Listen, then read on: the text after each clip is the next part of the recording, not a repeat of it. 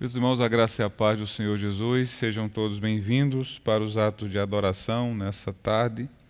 Vamos iniciar lendo o texto do Salmo, Salmo de número 45, do verso 1 até o verso de número 2. A palavra do Senhor nos diz o seguinte: De boas palavras transbordam o meu coração, ao Rei consagro o que compus. A minha língua é como a pena de um habilidoso escritor. Amém. Vamos cantar ao Senhor, Salmos e Hinos de número 30.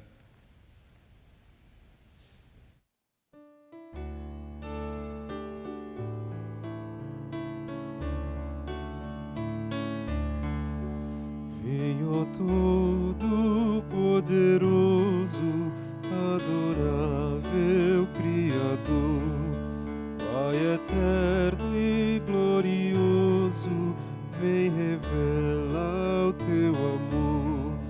Ante o trono de clemência, nos prostramos e a uma voz suplicamos-te assistência, Deus e Pai de todos nós. Vem Jesus, Mestre divino, Deus de nossa salvação. Vem, confirma o teu ensino, vive em cada coração. És o Cristo, dom glorioso, dom do sempre eterno amor. Vem Jesus, terno e bondoso, vem dizer-nos, ó Senhor.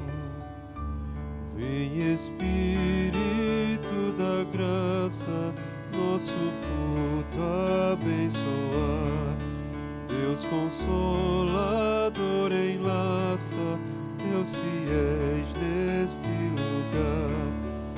Esclarece as nossas mentes, infalível preceptor, e seremos firmes crentes, dominados pelo amor. Nosso Deus, graças te damos por essa tarde, bendizemos o teu santo nome e exaltamos o Senhor pelo privilégio de estarmos na tua presença para te prestar culto e adoração. Ó Deus triuno, Deus todo-poderoso, que o Senhor nos conduza na celebração ao teu nome, que o Senhor se agrade do teu povo espalhado por toda a terra e todos aqueles que se juntam a nós nessa tarde para adorar ao Senhor, bendizer o teu santo nome, glorificar a tua majestade. Senhor, nos guia nos atos de adoração, derrama sobre nós da tua presença, do poder do teu Espírito Santo, que o Senhor nos fortaleça em todo o tempo. Nós pedimos isso em nome do Senhor Jesus. Amém. Vamos ler o Evangelho de João, capítulo 9. Vamos ler os versos de número 1 até o verso de número 12. A palavra do Senhor nos diz o seguinte: Caminhando Jesus, viu um homem cego de nascença. E os seus discípulos perguntaram: Mestre, quem pecou, este ou seus pais, para que nascesse cego? Respondeu Jesus: Nem ele pecou, nem seus pais, mas foi para que se manifeste nele as obras de Deus. É necessário que façamos as obras daquele que me enviou enquanto é dia. A noite vem quando ninguém pode trabalhar. Enquanto estou no mundo, sou a luz do mundo. Dito isso, cuspiu na terra e, tendo feito lodo com saliva, aplicou aos olhos do cego, dizendo-lhe: Vai, lava-te ao tanque de Siloé, que quer dizer enviado. Ele foi, lavou-se e voltou vendo. Então os vizinhos e os que dantes o conheciam de vista, como mendigo, perguntavam: Não é esse o que estava assentado e pedindo esmolas? Uns diziam: É ele. Outros: Não, mas se parece com ele. Ele mesmo, porém, dizia: Sou eu. Perguntaram-lhe, pois, como te foram abertos os olhos? Respondeu ele: O homem chamado Jesus fez lodo, untou meus olhos e disse-me: Vai ao tanque de Siloé e lava-te. Então fui, lavei-me e estou vendo. Disseram-lhe, pois, onde está ele? Respondeu, não sei. Amém? Vamos louvar ao Senhor, cantar ao Senhor de todo o nosso coração. O Grupo Tabernáculo vai nos ajudar nesse instante.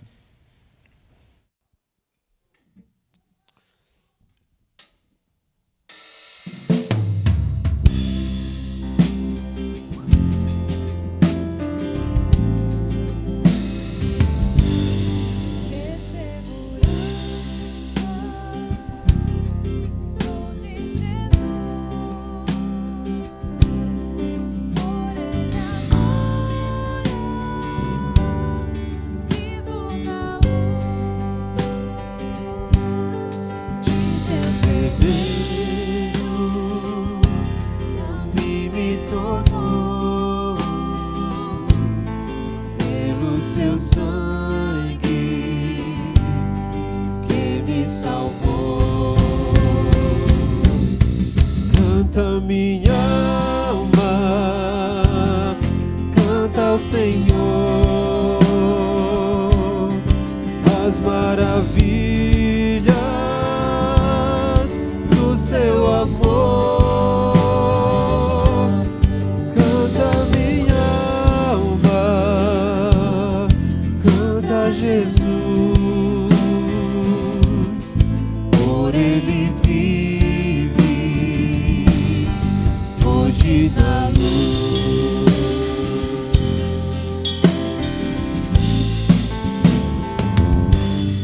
Inteiramente eu me submeti, o que transporte pois eu senti do céu descendo na cruz, graça inefável por meu Jesus. Canta minha alma, canta ao Senhor as maravilhas do seu amor.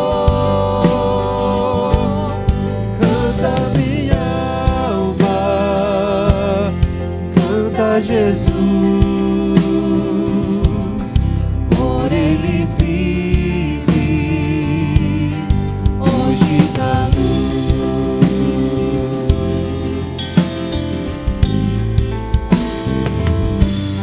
Sempre submisso,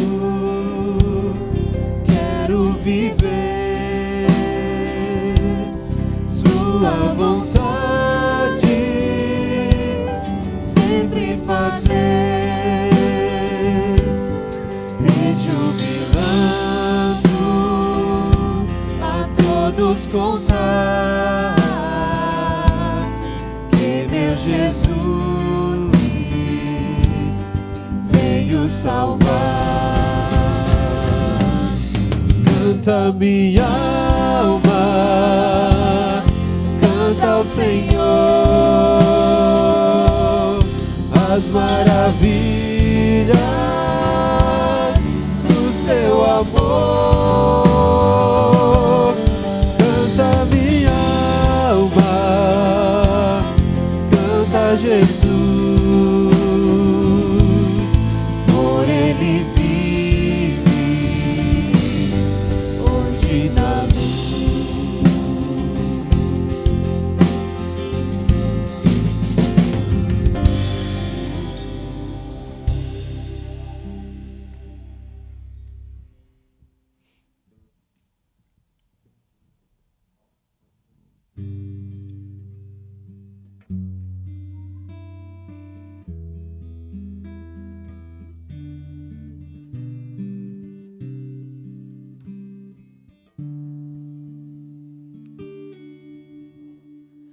Tu és soberano sobre a terra, sobre os céus, Tu és Senhor absoluto.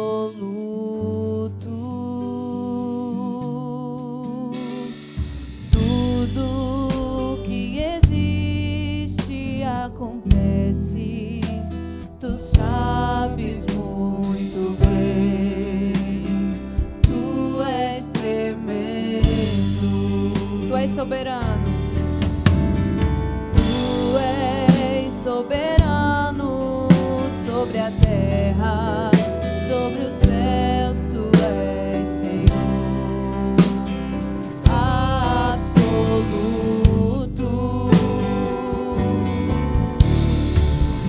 Tudo que existe acontece, tu sabes muito bem. Tu és tremendo, mas apesar dessa glória que tens, tu te portas comigo também. Esse amor tão grande eleva-me, amarra-me a ti. Tu és tremendo.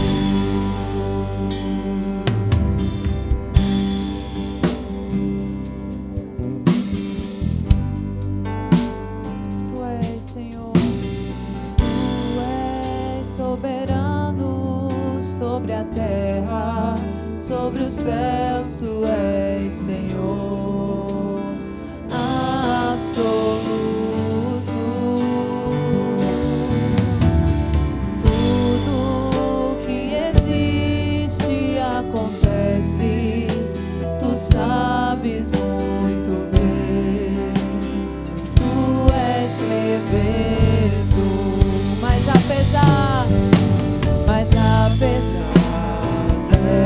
dessa glória que tens, tu te portas comigo também. E esse amor tão grande eleva-me, amarra-me a ti. Tu és tremendo, mas apesar dessa glória que tens, tu te importas comigo também. E esse amor tão grande eleva-me, amarra-me a ti. Tu és tremendo.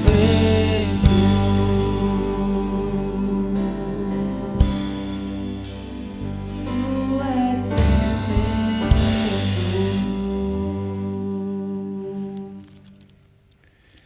Meus irmãos, vamos ler o texto sagrado, Êxodo capítulo 20, versos de número 1 ao verso de número 17. Vamos fazer a leitura da lei do Senhor. A palavra de Deus nos diz o seguinte: Então falou Deus todas essas palavras: Eu sou o Senhor teu Deus, que te tirei da terra do Egito, da casa da servidão. Não terás outros deuses diante de mim.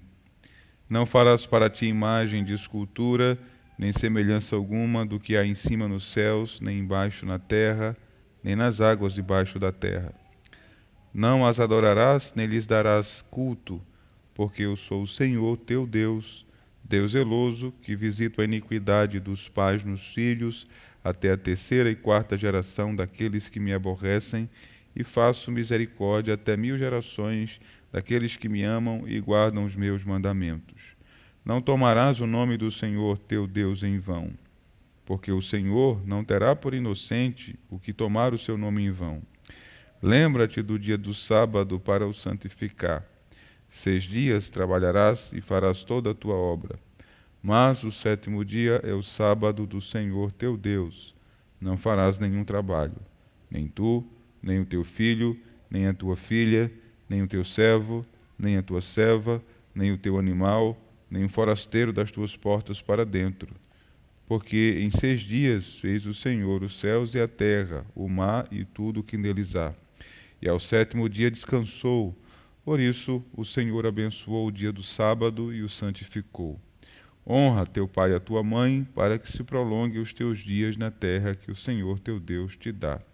Não matarás, não adulterarás, Não furtarás, não dirás falso testemunho contra o teu próximo, não cobiçarás a casa do teu próximo, não cobiçarás a mulher do teu próximo, nem o seu servo, nem a sua serva, nem o seu boi, nem o seu jumento, nem coisa alguma que pertença ao teu próximo. Amém. A palavra do Senhor está diante de nós, a lei de Deus nos lembra da nossa pecaminosidade, dos nossos pecados, dos nossos desvios, da santidade do nosso Deus também. E no culto santo ao Senhor, nós somos chamados a confessar os nossos pecados, implorar o seu favor, a sua graça, a sua misericórdia sobre nós. Vamos orar nesse instante, curve a sua cabeça.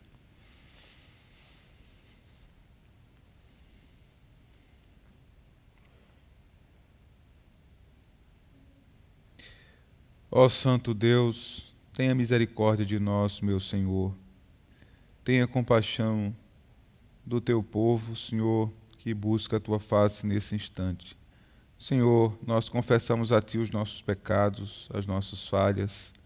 Senhor, nós reconhecemos os nossos desvios e às vezes que quebramos a tua lei, os teus mandamentos. Então somente, Senhor, tenha misericórdia de nós, nos ajude a vivermos de modo que o teu nome seja glorificado. Perdoa, Senhor, os nossos pecados. Ó Deus, seja propício a nós pecadores. Não temos outro Redentor, outro Salvador além do Senhor. Os nossos olhos estão voltados para o nosso Cristo, que morreu por nós e nos deu vida. Assim, Senhor, tens compaixão dos teus servos e servas que clamam ao Senhor, implorando o teu perdão e a tua graça perdoadora. Pedimos isso ao Senhor em nome de Jesus. Amém. Vamos cantar ao Senhor, inicialmente Salmos Hinos de número 53. Depois o grupo de louvor vai continuar nos conduzindo em louvores ao Senhor.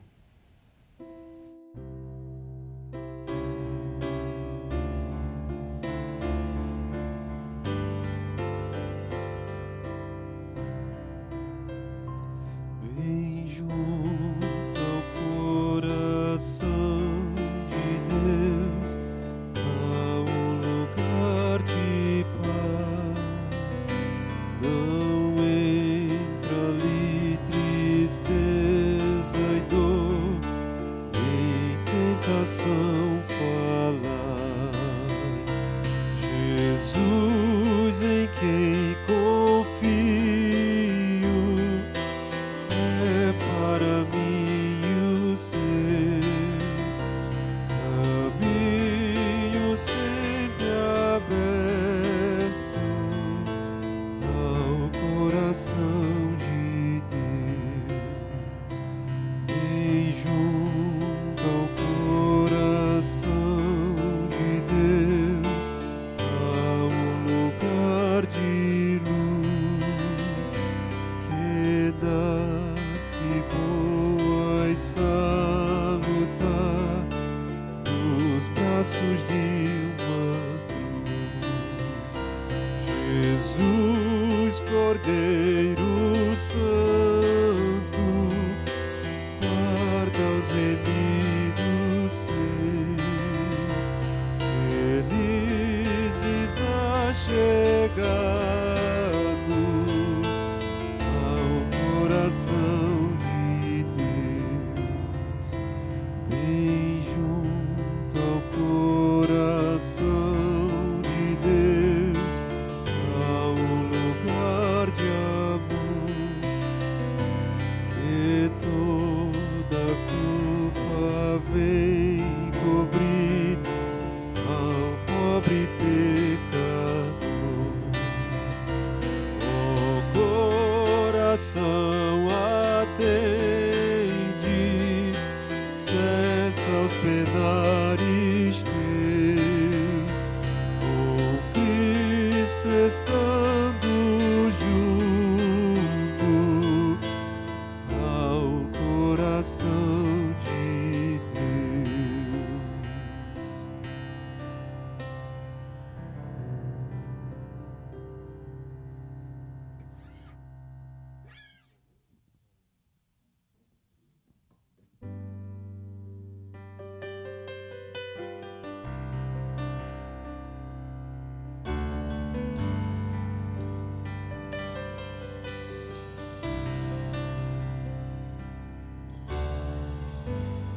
Meu Jesus,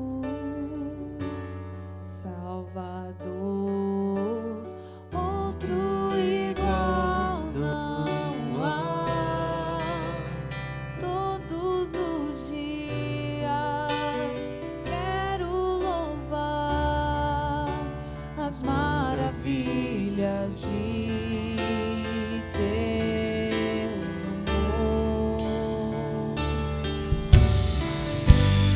Consolo, abrigo, força e refúgio é o Senhor, com todo o meu ser, com tudo que sou, sempre te adorarei.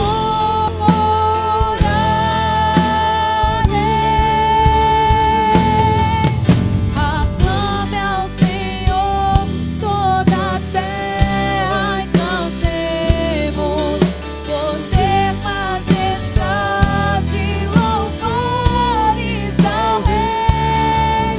Montanhas se prostrem e ruja os mares ao som de teu nome. Alegre te louvo por teus grandes feitos, firmado estarei, sempre te amarei. Incomparáveis são tuas promessas pra mim.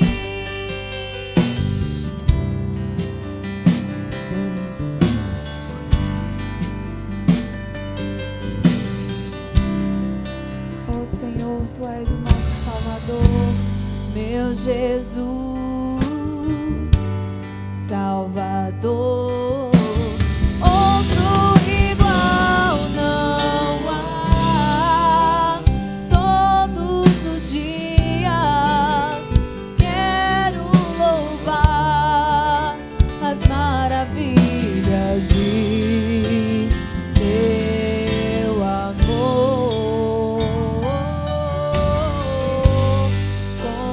Consolo, abrigo, força e refúgio ao Senhor, com todo o meu ser, com tudo que sou, sempre te adorarei.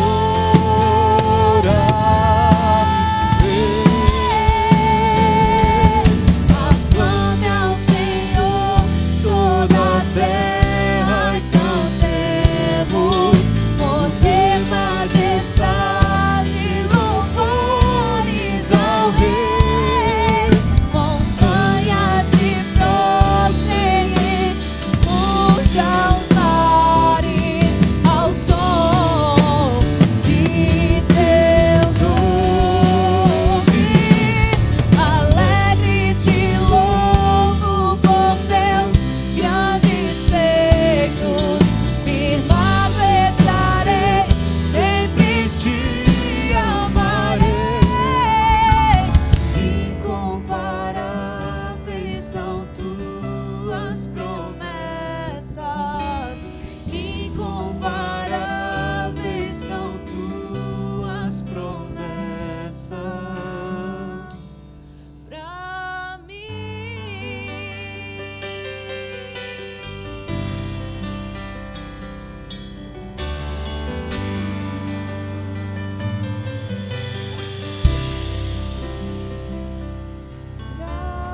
Pra mim.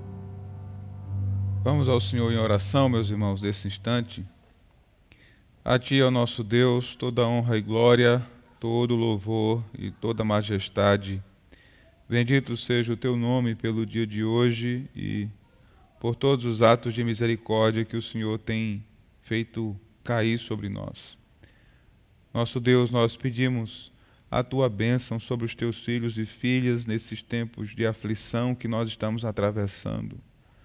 Olha, Deus, escudo nosso, tenha compaixão do Teu povo que tem sofrido, Senhor, ao longo de todos esses meses. Abençoe e socorra aqueles que estão tomados por ansiedade, meu Senhor, os que estão com crises de depressão, de síndromes de pânico. tantas enfermidades para a mente, para o coração, para a alma, para o corpo, que tem alcançado os teus filhos. Tenha misericórdia daqueles que estão acometidos deste vírus. Ó Deus, dá saúde ao teu povo, Senhor, protege o teu povo.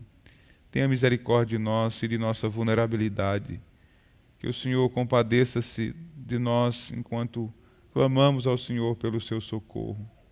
Ó Deus, tem misericórdia dos que enfrentam lutas com as enfermidades, meu Senhor. Que o Senhor possa trazer cura e saúde para os teus filhos, meu Senhor, porque tu és poderoso para fazer muito mais do que pedimos ou pensamos por causa do teu poder que opera em nós. Agradecemos, meu Senhor, pela vida de Kelvin, Maiara, de seu filhinho que já está em casa, que a tua boa mão continue abençoando os teus filhos, dando saúde e graça segundo a tua boa vontade, Senhor. Agradecemos pelo presbítero Álvaro Júnior, também já está em casa. Agradecemos por sua recuperação, pela recuperação na família do nosso presbítero Eliomar Júnior, tantos outros irmãos que o Senhor tem preservado e cuidado. Te louvamos, meu Senhor, por tua bondade, por tua misericórdia para conosco. Pedimos que a tua bênção caia sobre os teus filhos, sobre o teu povo, para protegê-los em todo o tempo, segundo a tua vontade, Senhor, segundo o teu querer. Ó Deus, abençoe a nossa nação, o nosso estado, a nossa cidade, a nossa região.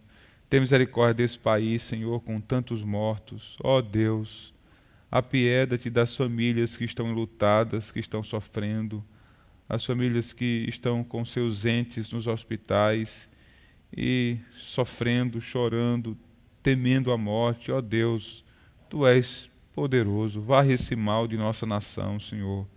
Tenhas compaixão de nós, faz cessar, Senhor, essas mortes. Atua nos quadros dessa nação para socorrer esse povo tão carente, tão necessitado do Senhor.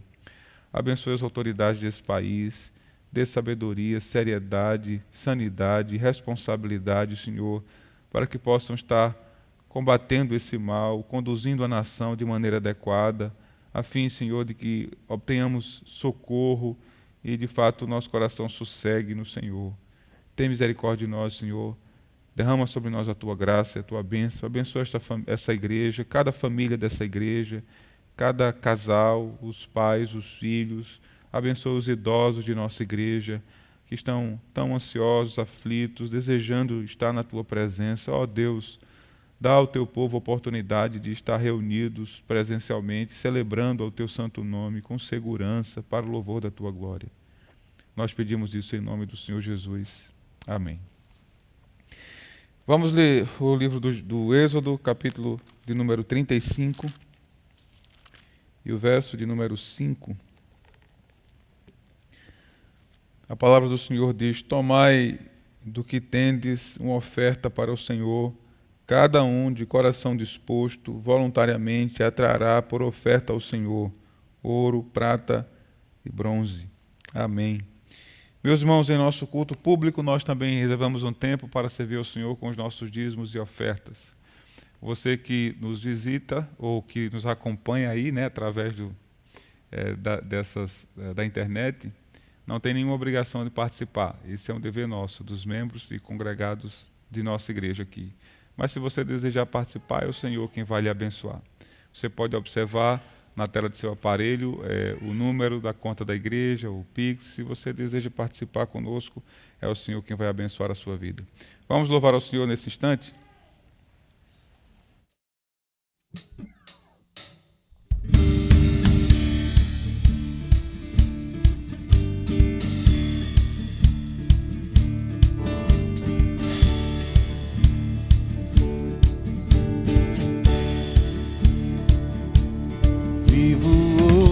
Estou aqui, pois Ele decidiu me amar, e então eu posso livre andar. O seu sangue sobre mim me comprou, me restaurou, e sem culpa então me tornou. Já não mais tem poder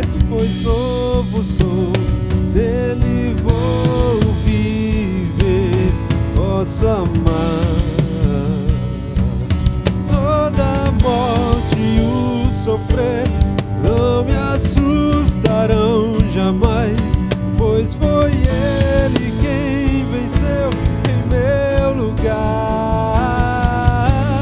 Jesus Cristo, Rei dos Reis, nos trouxe a redenção, a esperança retornou, graça e paz nos revelou.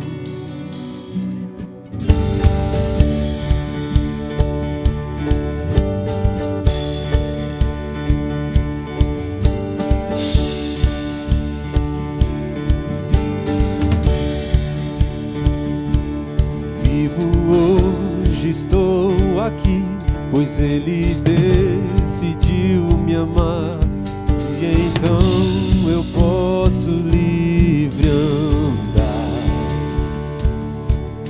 O seu sangue sobre mim me comprou, me restaurou, e sem culpa então me tornou.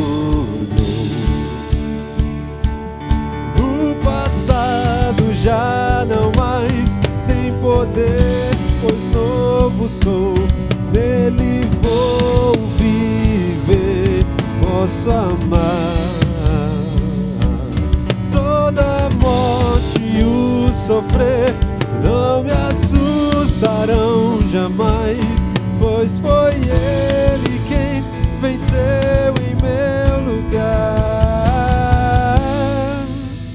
Tudo entregar, vou me render, aos seus pés vou me lançar. Tudo entregar, vou me render, aos seus pés vou me lançar. Tudo entregar, vou me render, aos seus pés vou me lançar. Tudo entregar, vou me render, aos seus pés vou me lançar. Tudo entregar, vou me render, aos seus pés vou me lançar. Tudo entregar, vou me render, aos seus pés vou me lançar. O passado já não mais tem poder, pois novo sou, nele vou viver, posso amar. Toda morte e o sofrer não me assustarão jamais, pois foi Ele quem venceu em meu lugar. Jesus Cristo, Rei dos Reis, nos trouxe a redenção, a esperança retornou, graça e paz nos revelou. Jesus Cristo, Rei dos Reis, nos trouxe a redenção, a esperança retornou, graça e paz nos revelou.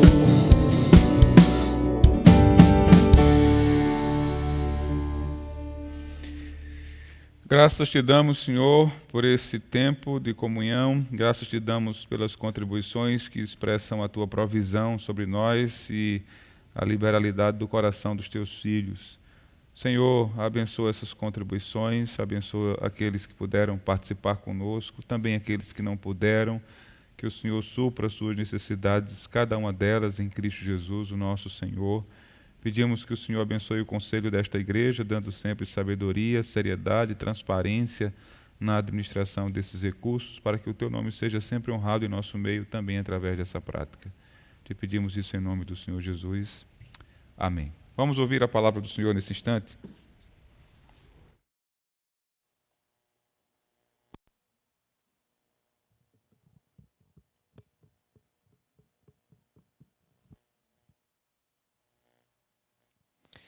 Queridos, graça e paz do Senhor Jesus, vamos ouvir a palavra do Senhor, o que o Senhor tem para falar conosco nessa tarde de domingo.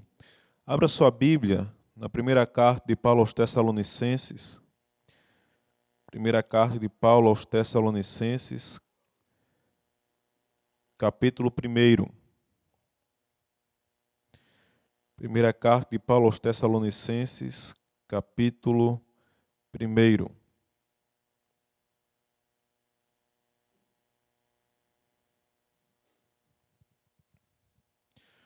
Nós vamos fazer a leitura do versículo 2 ao versículo 10. 1 Tessalonicenses, capítulo 1, do versículo 2 ao versículo 10, diz assim a palavra de Deus. Damos sempre graças a Deus por todos vós, mencionando-vos em nossas orações, e sem cessar, recordando-nos diante de nosso Deus e Pai, da operosidade da vossa fé, da abnegação do vosso amor e da firmeza da vossa esperança em nosso Senhor Jesus Cristo, reconhecendo, irmãos amados de Deus, a vossa eleição. Porque o nosso Evangelho não chegou até vós tão somente em palavra, mas sobretudo em poder, no Espírito Santo, em plena convicção, assim como sabeis ter sido o nosso procedimento entre vós, e por amor de vós, com efeito vos tornastes imitadores nossos e do Senhor. Tendo recebido a palavra, posto que em meio de muita tribulação, com alegria do Espírito Santo, de sorte que vos tornastes um modelo para todos os crentes da Macedônia e na Acaia.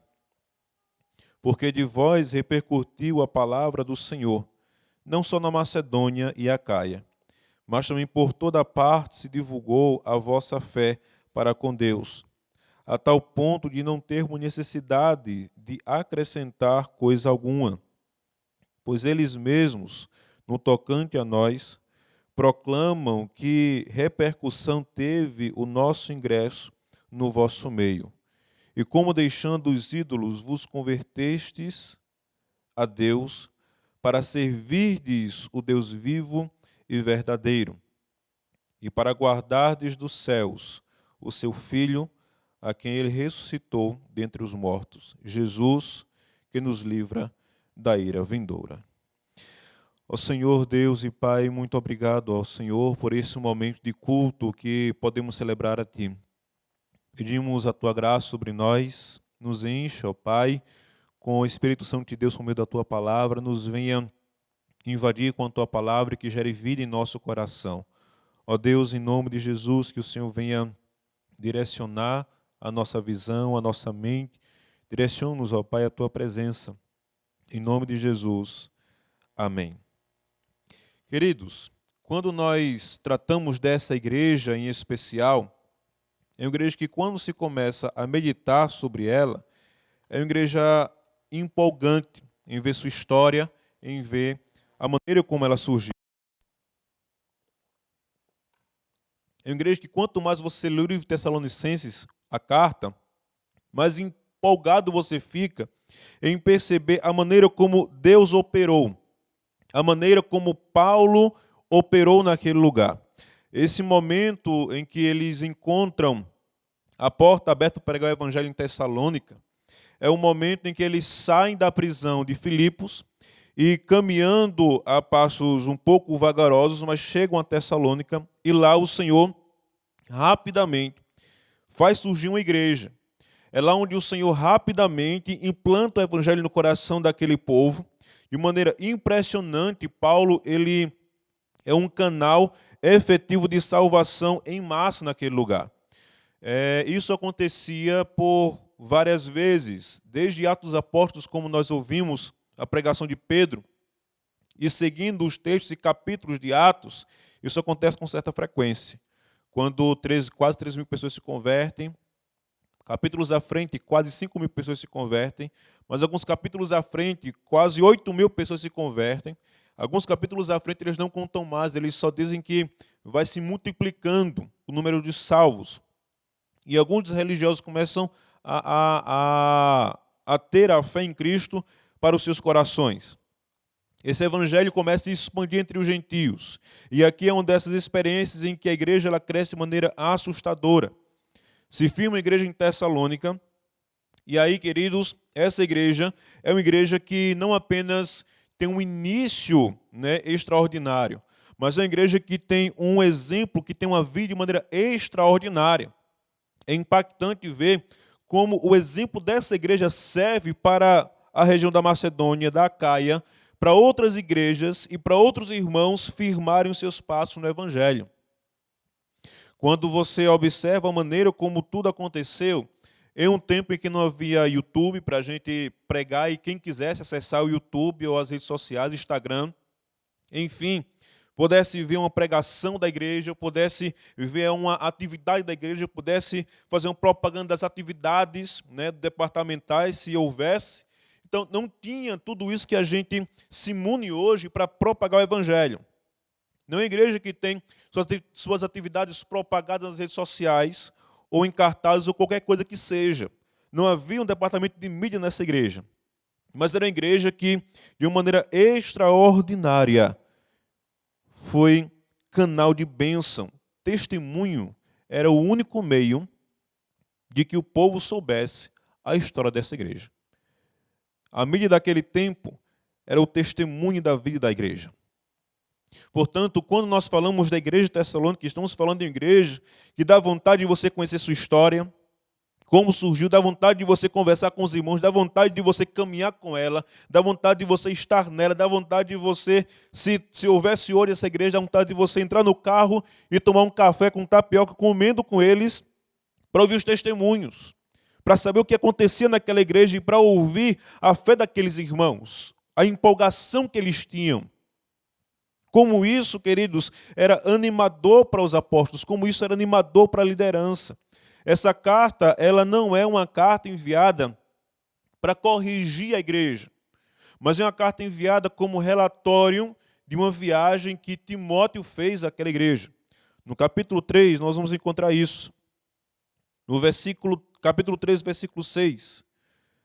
Perdão, a partir do versículo 12 vai dizer o seguinte: e enviamos nosso irmão Timóteo, ministro de Deus no Evangelho de Cristo, para em benefício da vossa fé confirmar-vos e exortar-vos, a fim de que ninguém se inquiete com estas tribulações, porque vós mesmos sabeis que estamos designados para isto.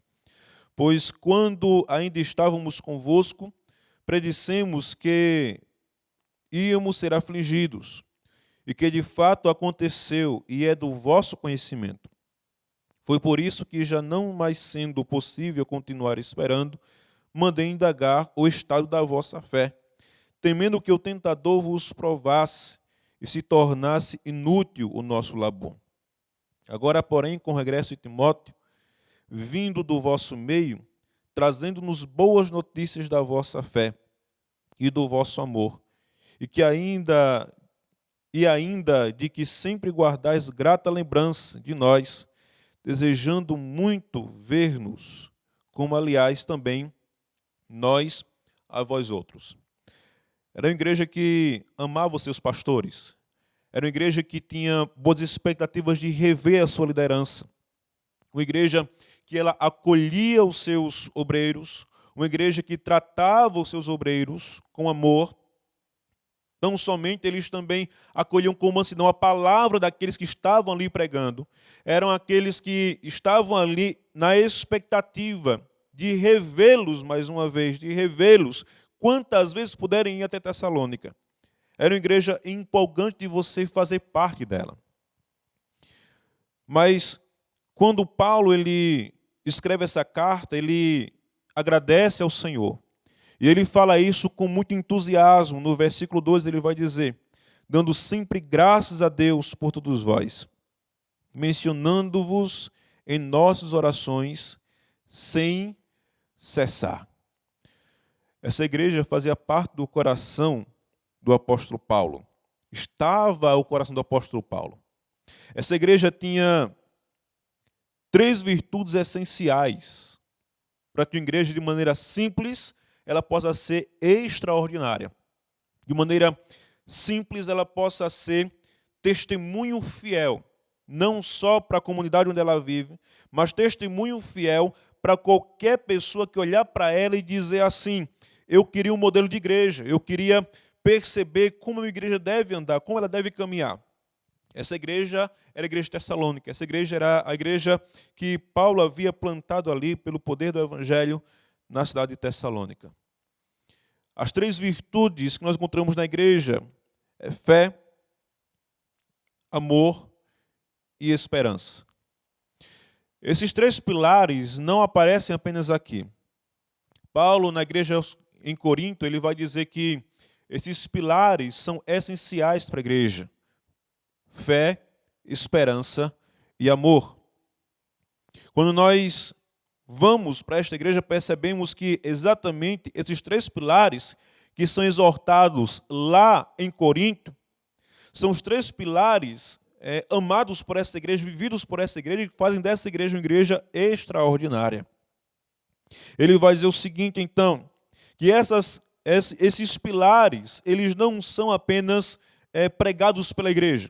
Esses pilares não são apenas alvo de escritos desta igreja, mas esses pilares são representados por suas essências. Ele fala não só de fé, mas ele fala da operosidade da fé. Ele não fala apenas do amor da igreja, mas ele fala da abnegação do vosso amor.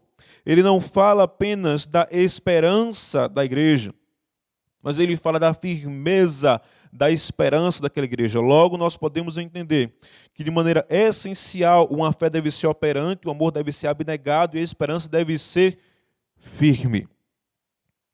E aí, queridos, que nós podemos meditar nesse texto de maneira mais enfática nos versículos 3 e 4, quando ele vai falar dessas características. No verso 4 ele vai dizer: reconhecendo, irmãos amados de Deus, a vossa eleição. Para alguns, a teologia da eleição, ou a doutrina da eleição, é uma carta branca para a devassidão moral e descaso espiritual. Uma vez que sou eleito, logo eu não preciso me preocupar com muita coisa. Uma vez que sou eleito, não preciso me preocupar com aquilo que eu faço com as minhas mãos, aquilo aonde eu vou, o que eu penso, o que eu faço. Logo, se eu sou eleito, isso não tem implicações para a minha alma, já que, no fim das contas, o Senhor vai me levar para a sua glória. Isso é completamente, queridos, diabólico. É quando nós observamos que o reconhecimento da eleição de um cristão, o reconhecimento de que um crente ele foi eleito, é que existe essência do evangelho na vida dele. Não é que existe apenas o nome de evangélico, não é que ele está na igreja que tem o nome de evangélica, mas que a sua essência é evangélica. É que neste cristão, neste ser humano, habita algo transformador.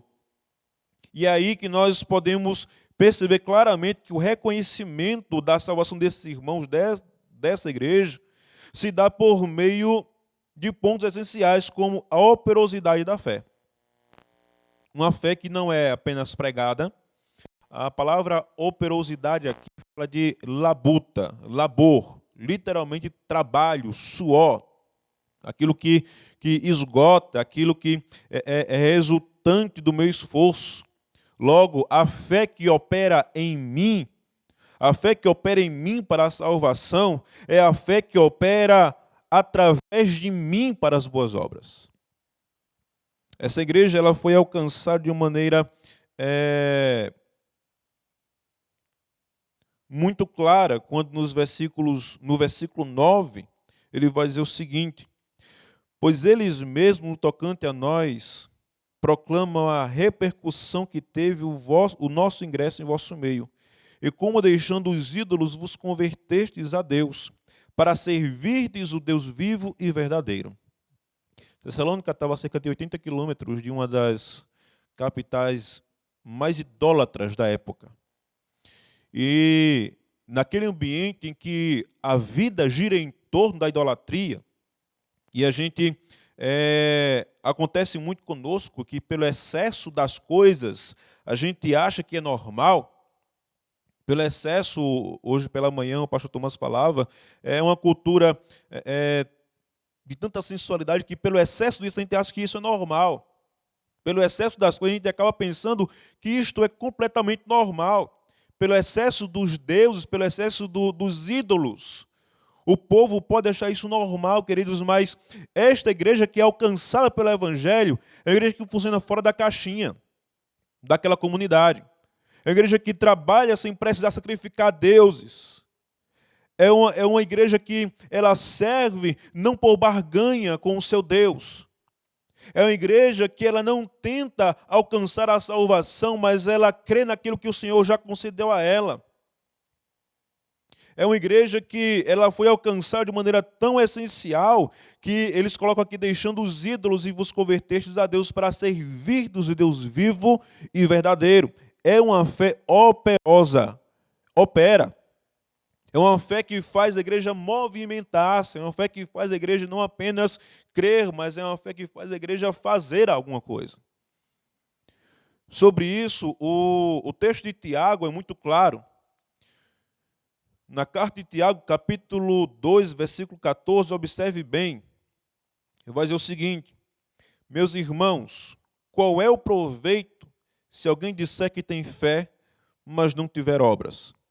Pode, por acaso, semelhante fé salvá-lo? Se um irmão ou uma irmã estiverem carecidos de roupa e necessitados de alimento cotidiano, e qualquer dentre vós lhes disser, ide em paz, aquecei-vos e fartai-vos, sem contudo lhe dar o necessário para o corpo, qual é o proveito disso? Assim também a fé, se não tiver obras, por si só, está morta. Mas alguém dirá, tu tens fé e eu tenho obras. Mostra-me essa tua fé sem as obras, e eu com as obras te mostrarei a minha fé. Crês tu que Deus é um só? Fazes bem. Até os demônios creem e tremem. Queres, pois, ficar certo, ó homem insensato, de que a fé sem obras é inoperante? Ele então vai discorrer a razão porque a fé sem obras é inoperante. Ele dá dois exemplos, um de Raabe e outro de Abraão. Mas a pergunta que é muito clara aqui é fazer com que a igreja perceba que a fé sem obras ela é inoperante. Portanto, não há condição de simplesmente eu crer em Deus. Porque Tiago dá um abalo nos ouvidos desses irmãos que ouvem essa carta, que leem essa carta, dizendo, você crê que Deus é um só? Ou seja, a doutrina do monoteísmo, né? A cultura monoteísta, você também tem essa cultura monoteísta, você crê que Deus é um só? Você crê em Deus? Mas ele vai dizer, os demônios também creem. Ele está fazendo a comparação, não é a um homem terrível, ele não está fazendo comparação a pessoas inescrupulosas, ele não faz uma comparação com pessoas que você tem aversão, ele faz comparação com demônios. Ele compara isso, o demônio está dizendo, se você tem fé e ela não é operante, não há diferença dos demônios. Não há diferença, não há distinção. Isso é pesado para ouvir, queridos, mas é realidade que podemos estar sentados nos bancos de nossas igrejas e sermos idênticos aos demônios. Pelas palavras de Tiago, ele vai dizer, você quer ainda mais algumas confirmações de que a fé sem obra ela é inoperante, ela não opera absolutamente nada. Ele vai discorrer um pouco sobre isso mais à frente. Ainda em Tiago, ele vai tratar sobre o dia a dia das pessoas, que a fé que eu tenho em Cristo, ela opera na minha vida. E isso vai tocar minhas decisões, toca os meus amores, isso toca as minhas afeições, isso vai tocar os meus pensamentos, isso vai tocar os meus atos, isso vai tocar o meu planejamento. Ele vai dizer, quantas pessoas elas planejam dizendo, o ano que vem eu vou fazer tal coisa e vou negociar, e vou mudar de casa, vou mudar de cidade. E o Senhor vai dizer, homem insensato, você deveria dizer, se Deus quiser, não apenas faremos isto, mas isso e aquilo. Porque isso é reflexo do orgulho do coração, uma fé que não opera nas minhas ações. Fomos salvos para as boas obras. Fomos salvos para caminhar por um caminho que o Senhor já preparou de antemão para que andássemos nesse caminho. Fomos alcançados não para uma fé simplesmente filosófica, mas fomos salvos para uma fé operante. Aquela igreja, ela tinha uma salvação que produzia serviço. Salvação que produz serviço, queridos, é uma fé operante. Salvação que me faz levantar dos bancos, salvação que me faz levantar das minhas cadeiras e fazer algo pelo reino de Deus.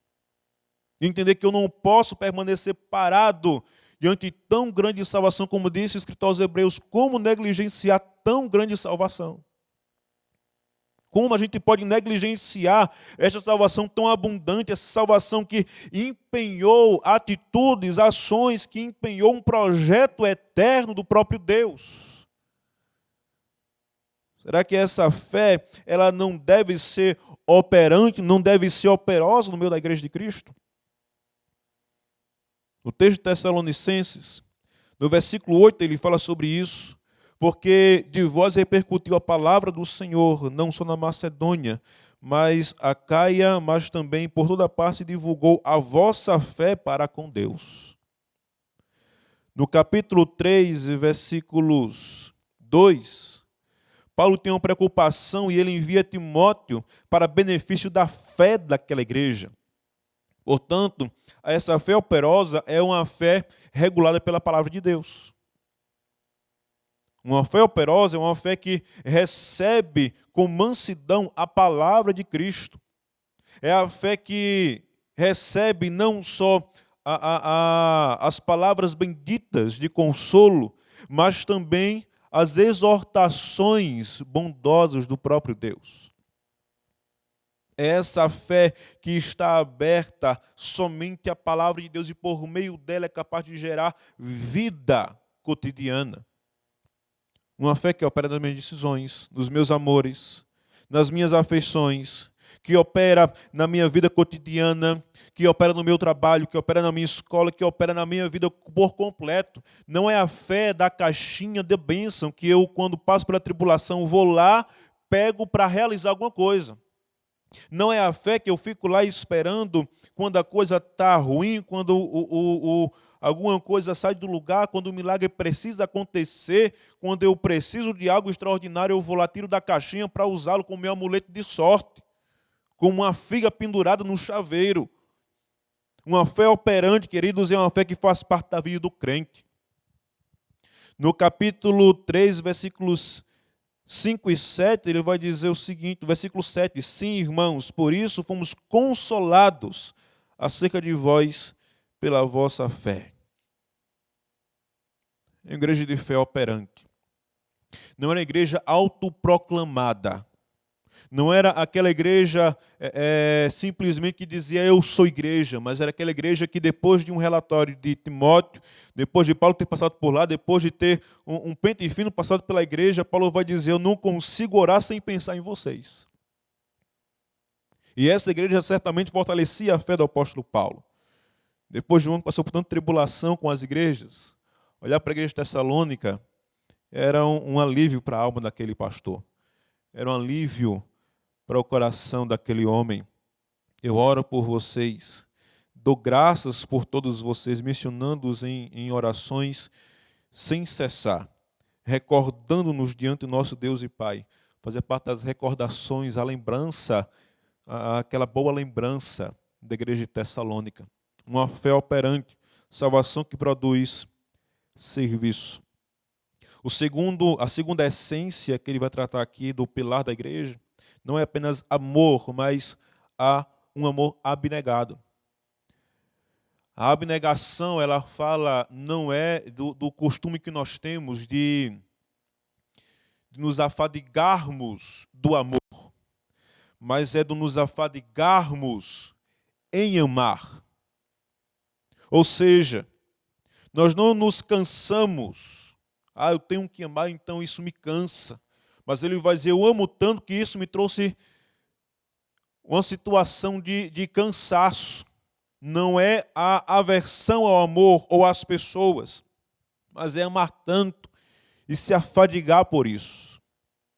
É quando você trabalha o dia inteiro, chega em casa, deita na cama e diz, que bom, que bom. E a gente olha para trás e vê quantos de nós, infelizmente, nos afadigamos do amor. Nós nos cansamos do amor. Pelo contrário, aquela igreja, ela amava tanto a ponto de chegar até as suas últimas forças. A abnegação de entender que eu não preciso amar apenas a Deus, mas eu preciso amar o meu irmão. Porque, irmãos, como diz lá em 1 João, filhinhos, não amemos de palavras, mas de fato e de verdade. A essência do amor é a abnegação.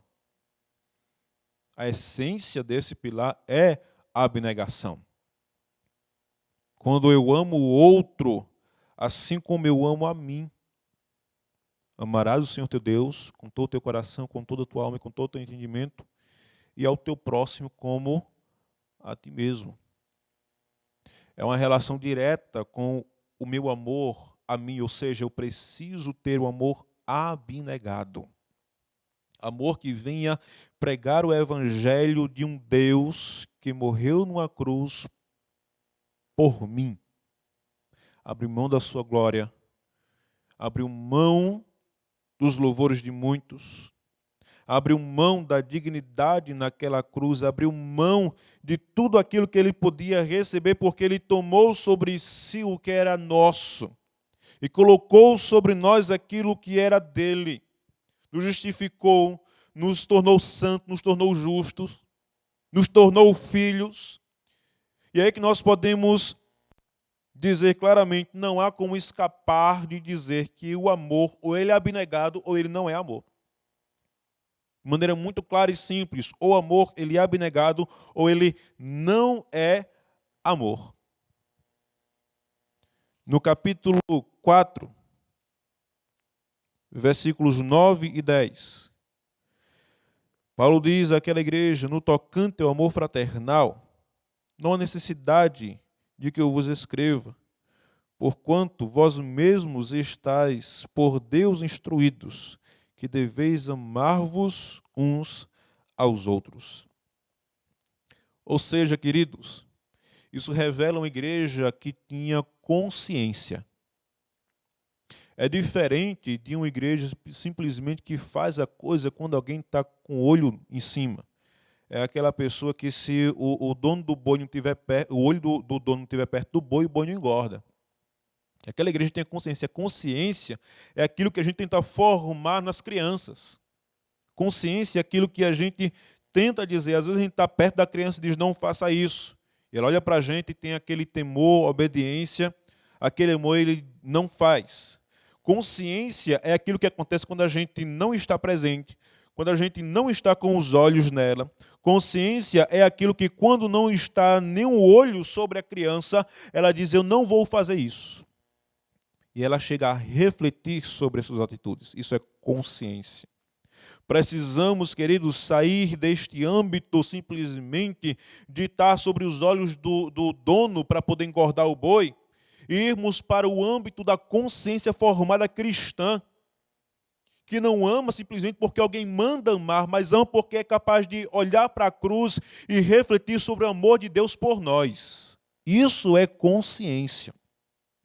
E Paulo vai dizer, vocês, porquanto vós mesmos estáis por Deus instruídos, que deveis amar-vos uns aos outros.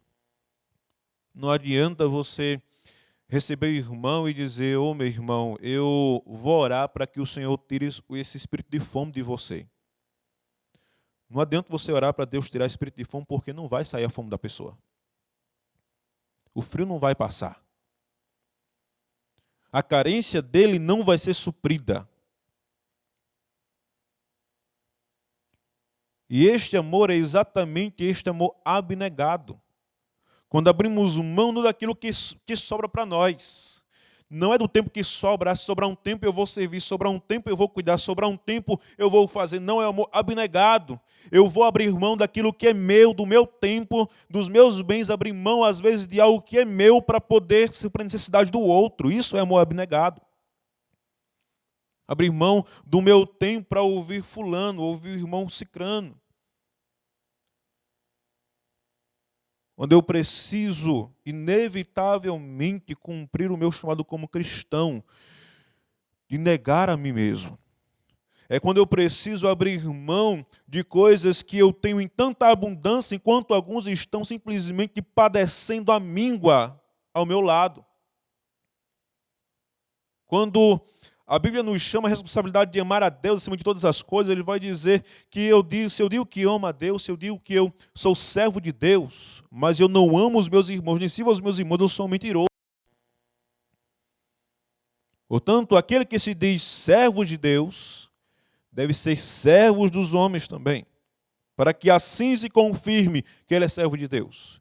Que sirvamos aos homens, que amemos aos homens, para que assim se confirme que eu amo a Deus com todo o meu coração, com toda a minha alma e com todo o meu entendimento. É um testemunho visível da Igreja de Cristo. Visível, quando eu sou capaz de amar as pessoas e desejar amá-las como o Senhor as ama. Lembro do testemunho de um pastor batista, há anos atrás, e que ele disse que foi pregar em uma igreja no interior, no sul.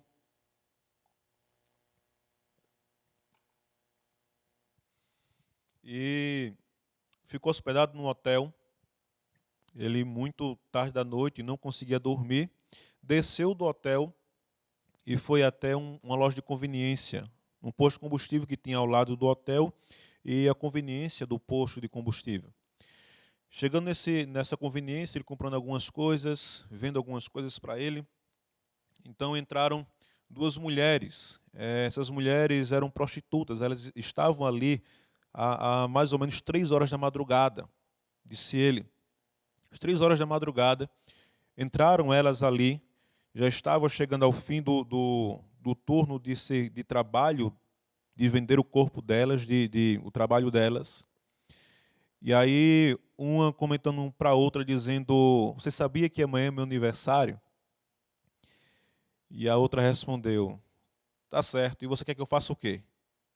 Que eu canto parabéns para você e compre um bolo de aniversário para você? E as duas saíram sorrindo. Aquele pastor passou o fim de semana na igreja. No outro dia, aquelas duas mulheres, duas jovens, estavam entrando mais uma vez na loja de conveniência no mesmo horário. Nesse dia, no outra madrugada, o pastor ele comprou bolas, bexigas para encher, comprou um bolo, comprou alguns salgados e naquela loja de conveniência preparou um ambiente e quando ela chegou, os trabalhadores começaram a cantar parabéns para aquela mulher. E ela chegou e não conseguia reagir. E quando ele terminou de cantar parabéns, orou por ela e perguntou se ela queria partir o bolo. E ela disse, eu queria fazer um pedido a você. Eu queria pedir que eu pudesse levar esse bolo inteiro para casa. Levar ele inteiro porque eu quero deixar ele lá na minha mesa para lembrar até quando ele durar, até quando ele puder ser bolo. Eu quero lembrar que alguém gastou o seu tempo para organizar uma festa para mim e cantar parabéns no dia do meu aniversário. Que um dia alguém fez isso por mim. Quando terminou aquele momento, se tirou as bexigas, se organizou o ambiente. E aí o dono da conveniência do posto também olhou para ele e disse, que igreja você faz parte? Eu quero saber que igreja você faz parte. E ele disse, a minha igreja, a igreja que eu faço parte, a igreja que canta parabéns para você, a uma prostituta às 3 da madrugada numa loja de conveniência. Essa é a minha igreja.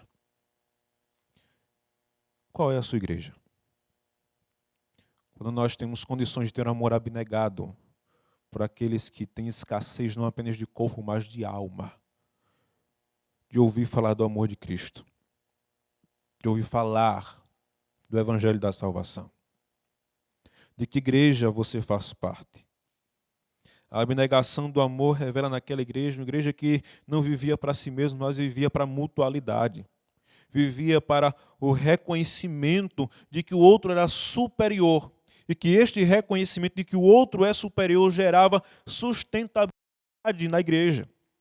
Porque logo, queridos, que eu considero que o outro é superior a mim e este meu irmão me considera superior a ele, nós podemos crescer de maneira maravilhosa. Podemos crescer de maneira espiritualmente saudável. Quando eu coloco alguém superior a mim, mas este alguém não reconhece o outro superior, há uma quebra de continuidade. Essa igreja ela tem alguns percalços ao longo do caminho. Mas essa igreja aqui é louvada porque se houvesse, queridos, era imperceptível. Se houvesse alguns irmãos, não era algo tão assustador. Se houvesse algum irmão que não tivesse essas características, que toda igreja vai ter o joio e o trigo, mas o joio dessa igreja, queridos, era imperceptível talvez. Ou se percebesse, aquilo que a igreja era em sua essência suplantava qualquer comportamento que não fosse condigno com a palavra de Deus. Qualquer comportamento bíblico era suplantado por uma vida digna daqueles que foram chamados para o Evangelho. Por fim, irmãos, o texto vai nos trazer sobre a firmeza da esperança daqueles irmãos. Nos faz entender, queridos, que aqueles irmãos não tinham apenas esperança, mas que eles eram firmes na esperança. Essa esperança gerava firmeza. A esperança do futuro era o alimento do presente, era o que os fortalecia no presente, era o que lhes dava os pés firmes na tribulação, porque aquela igreja passava por uma tribulação. Inclusive, igual na Judéia, a igreja passou por isso. O apóstolo Paulo vai dizer que, assim como na Judéia, os irmãos padeceram, né, a perseguição dos próprios conterrâneos, dos nacionais, eles também estavam sofrendo perseguição dos da própria casa, sofrendo perseguição daqueles que faziam parte do próprio povo deles. Mas o que os estava mantendo firmes nos passos era a esperança. A igreja na tribulação, ela estava firme na esperança. E aqui a ideia, queridos, de firmeza na esperança não é uma esperança resiliente, não é a esperança que você está ali com resiliência nas dores, nas tribulações, nas percas. Não é a resiliência a palavra de Paulo. Não é a fé que gera resiliência, mas a fé que faz a igreja triunfar.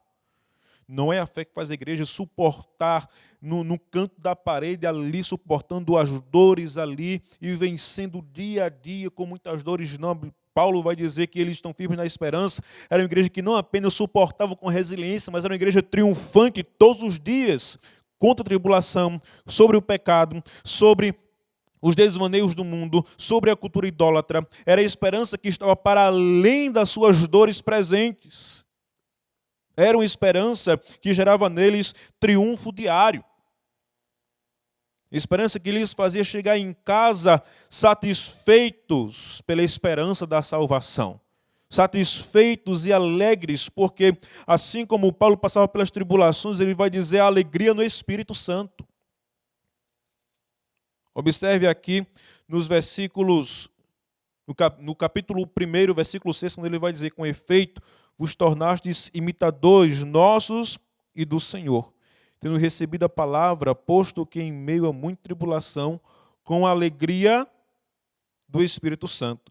Portanto, a esperança é a esperança que nos faz, inclusive, não apenas ser resiliente, mas que nos faz ser triunfantes.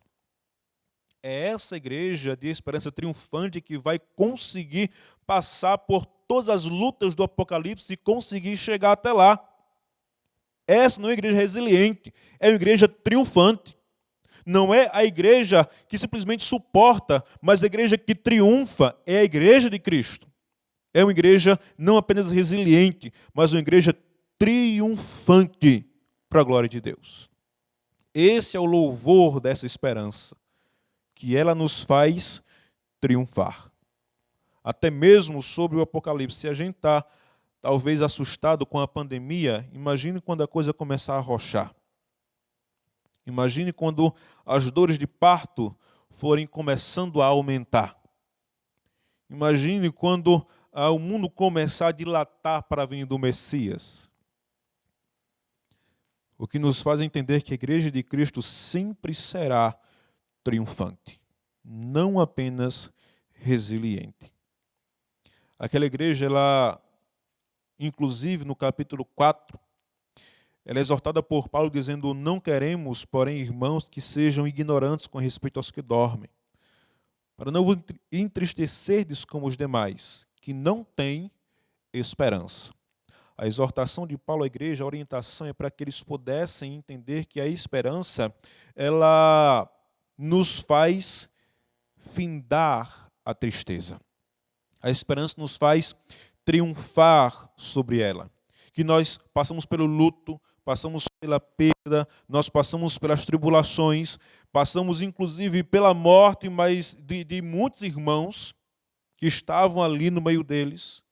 E como nós também certamente temos passado nesses últimos dias, não por perseguição, dadas as devidas proporções, mas ele vai dizer para que vocês não fiquem entristecidos como os demais, que não têm esperança. Logo, queridos, se há esperança no povo de Deus, ele vai triunfar, até mesmo sobre a morte. Essa é a palavra do apóstolo Paulo, quando ele vai dizer: ora, ainda vos declaramos por palavra do Senhor, isto, que nós os vivos, os que ficarmos até venir do Senhor, de modo algum precederemos os que dormem. Porquanto o Senhor mesmo, dada a sua palavra de ordem, ouvida a voz do arcanjo e ressoada a trombeta de Deus, descerá dos céus, e os mortos em Cristo ressuscitarão primeiro. Depois nós, os vivos, os que ficarmos, seremos arrebatados juntamente com eles, entre as nuvens, para o encontro do Senhor nos ares. E assim estaremos para sempre com o Senhor. Consolai-vos, pois, uns aos outros com estas palavras. Palavra de consolo ao povo de Deus. Nossa esperança, ela vive. É por isso que a igreja se mantém firme sempre. Não é por ela, mas é por ele. É pelo seu noivo, é pelo dia das bodas do Cordeiro, se mantém firme porque sabe que este dia vai chegar. Porque sabe que as tribulações, elas não vão suplantar o triunfo da igreja de Cristo, que as tribulações, elas não têm comparação com a glória do porvir, e que as tribulações, elas serão simplesmente aplacadas, vão ser extintas quando o Senhor vier buscar o seu povo. Essa igreja firme na esperança é a igreja que entende que ter os olhos nos céus e os pés aqui na terra nos faz caminhar de maneira segura. A esperança que nos faz não apenas ter a cabeça e os olhos no céu, mas os pés em terra, como estamos caminhando em tribulações, em lutas, porque muitos estão caminhando nesta terra, mas a sua esperança se limita às coisas deste mundo. E aí Paulo vai dizer: são os mais infelizes de todos. São aqueles mais desgraçados de todos. O que faríamos nós em caminhar em terra tão dolorosa, tão espinhosa, sem esperança de um mundo vindouro? E isso não é uma fuga psicológica. É a firme convicção daqueles que foram alcançados pelo Deus que veio ao mundo para morrer por nós. Somente aqueles que de fato receberam em si a salvação em Cristo Jesus são capazes de caminhar firmes até o fim. E por mais que caiamos, queridos, vamos cair no caminho, mas jamais fora dele. O Senhor nunca permitirá que nós venhamos a decair desta graça. É a mesma graça que nos fará perseverar até o fim, a mesma graça que nos traz a boa mão do Senhor poderoso, nos guardando, como diz lá em Pedro. Guardados pelo poder de Deus, até o fim, até o dia final, até a consumação, até quando isso terminar. E aquela igreja em Tessalônica era uma igreja firme, mesmo em meio à tribulação, mesmo em meio à morte de muitos irmãos seus, mesmo em meio, às vezes, a uma situação que eles, vez ou outra, tinham um pastor, mas não tinham, porque a igreja crescia demais. A demanda era muito grande, e alguns deles estavam não com pastores, mas estavam com irmãos obreiros que eram designados pelos apóstolos, como foi o caso de Timóteo. Traga relatório como é que está a igreja. Mas aquela igreja se mantinha firme. Se mantinha firme. O que nos faz manter firmes os nossos passos, queridos, em dias difíceis, é somente a esperança em Cristo Jesus. Portanto, se não há Cristo em nossas vidas, seremos os mais infelizes de todos os homens. O que nos faz entender claramente que aquela igreja tinha abundância de alegria, que aquela igreja caminhava com a fé operosa, caminhava com amor abnegado e caminhava com a esperança que lhes alimentava todos os dias em que as dores batiam à sua porta, todos os dias que o sol nascia e assim vinha todas as lutas com o dia que nós vivemos. A esperança dos céus acompanhava os passos dessa igreja. Você queria fazer parte dessa igreja? Você queria arrumar as malas hoje e passar as férias nessa igreja? Faça da sua igreja uma igreja essencial. Faça da sua igreja uma igreja simplesmente poderosa. Faça da sua igreja, seja você, a igreja que você deseja. Que você às vezes olha e diz, eu queria tanto que uma igreja fosse assim. E esse é o sentimento que a gente tem quando a gente lê esse texto de Tessalonicenses. Que igreja maravilhosa, que igreja estonteante, essa igreja dá um brilho nos nossos olhos. E às vezes a gente para simplesmente criticar aquilo que não temos. Vamos caminhar para fazer abundar a fé operosa, um amor abnegado e uma esperança que nos traz firmeza. Seja esta igreja. O Deus que nós servimos é o mesmo. A fé que alcançou aqueles irmãos é a mesma fé que alcançou a nossa vida. Este amor que esses irmãos viviam é o mesmo exemplo que nós temos hoje. Cristo Jesus por nós morreu naquela cruz. A esperança que eles tinham é a mesma esperança que nós esperamos até os dias de hoje.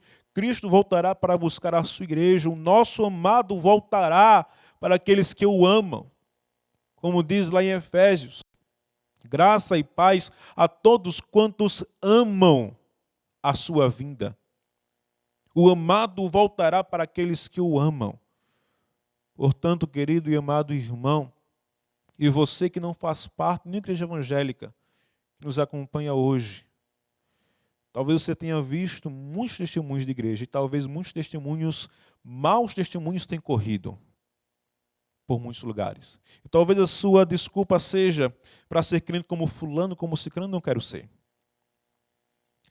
O chamado de Cristo é para ser filho dele.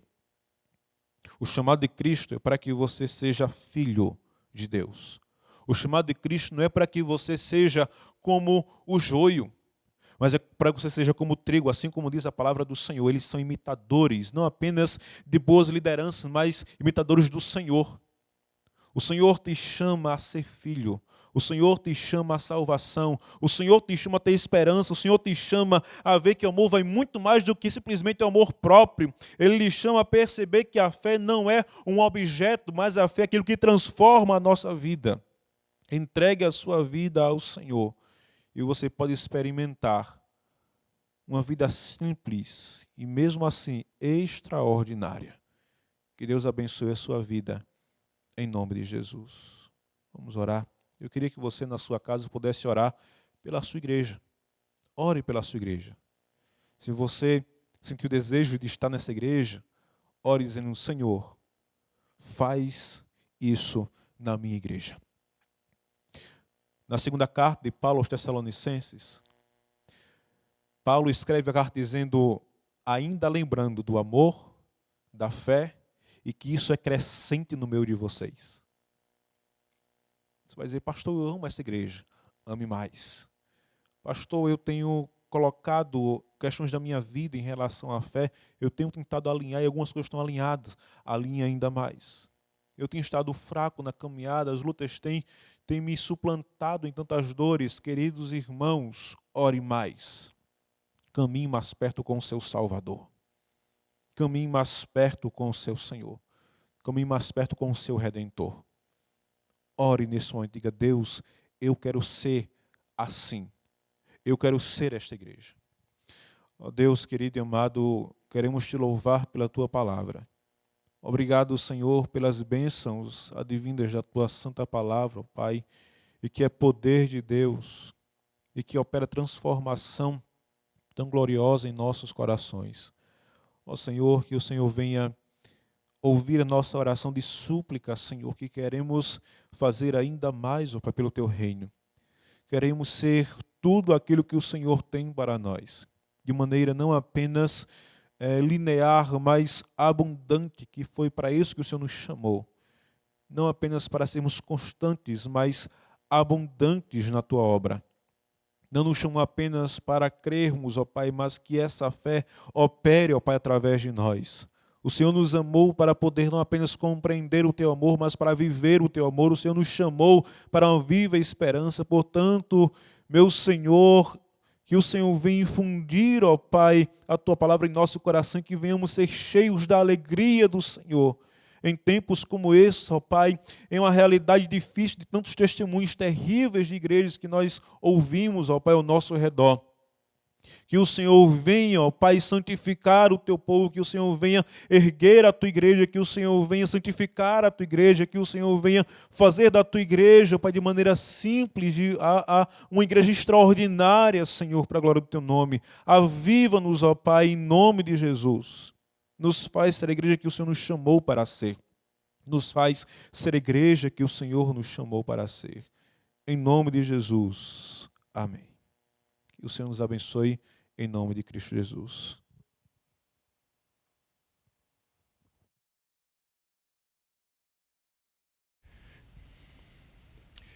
Queridos irmãos, vamos encerrar o nosso culto nessa tarde, agradecendo ao Senhor por tudo que Ele nos proporcionou. Graças, Senhor, te damos por essa tarde, pelo tempo de comunhão que desfrutamos com o Senhor e com os nossos irmãos. Pedimos que o Senhor aplique tudo isso ao nosso coração e que o Senhor nos abençoe nesse dia e que a graça de nosso Senhor e Salvador Jesus Cristo, o amor de Deus, o nosso Santo Pai, o poder, a comunhão e consolação do Santo Espírito sejam conosco hoje e para todos sempre. Amém. Finda-se este dia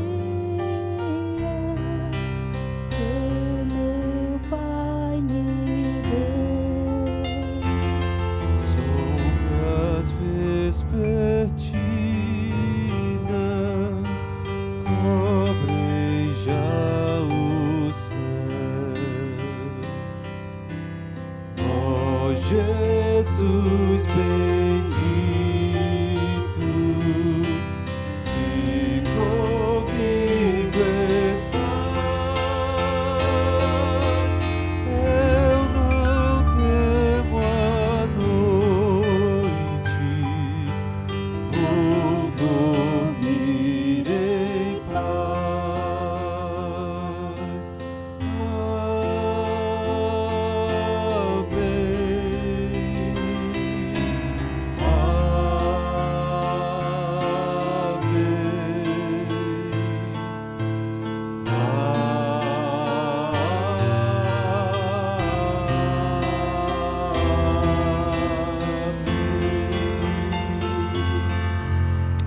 Amém. Graças a Deus. Agradecemos a todos vocês que nos acompanharam para esse momento de adoração ao nome do Senhor.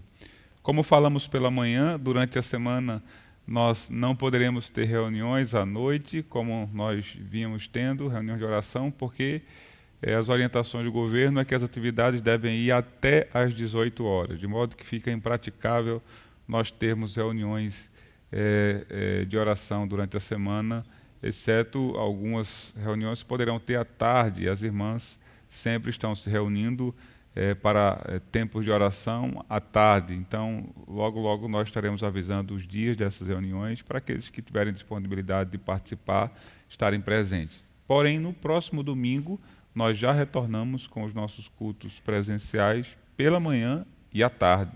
Então, próximo domingo, pela manhã, às 9h30, nosso culto, primeiro culto de adoração ao Senhor, e à tarde, às 16 horas, já que a nossa atividade de culto só pode ir até às 18 horas. Então, estejam atentos para participar conosco.